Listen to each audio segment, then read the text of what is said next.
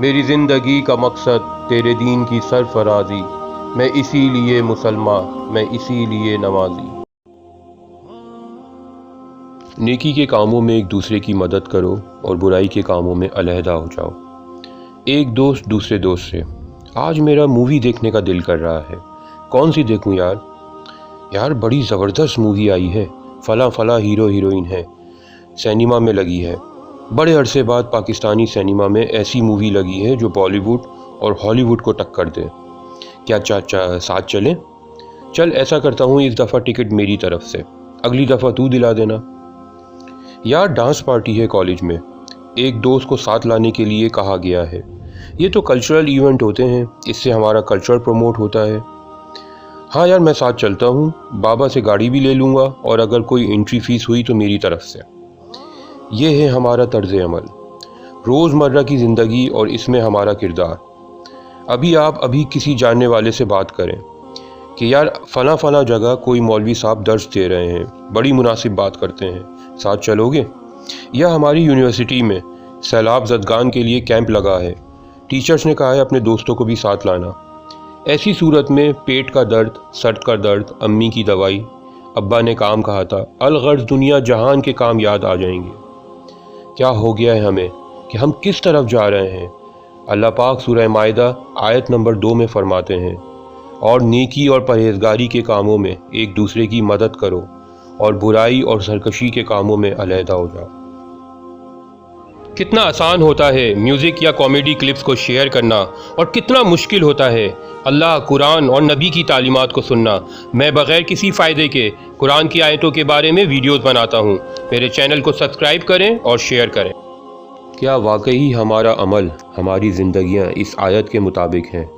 اسلامی تاریخ سے آج ایسا واقعہ سناتا ہوں جب خلیفہ وقت نے اس آیت سے ایک مسئلے کا حل نکالا۔ یقیناً یہ ہمارے لیے اس آیت کو سمجھنے کا سب سے بہترین اور مؤثر طریقہ ہے۔ صحیح بخاری 695 نمبر حدیث۔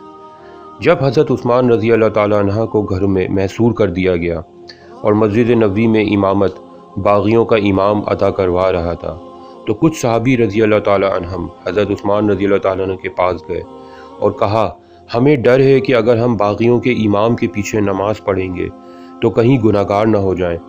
تو حضرت عثمان غنی رضی اللہ تعالیٰ عنہ نے کہا، جو کام تم لوگ کرتے ہو اس میں سب سے زیادہ نیک کام نماز پڑھنا ہے، تو نیک کاموں میں ان باغیوں کا بھی ساتھ دو اور برائی کے کاموں میں الگ ہو جاؤ، یعنی نماز ان کے پیچھے ہی پڑھو کیونکہ یہ نیکی کا کام ہے۔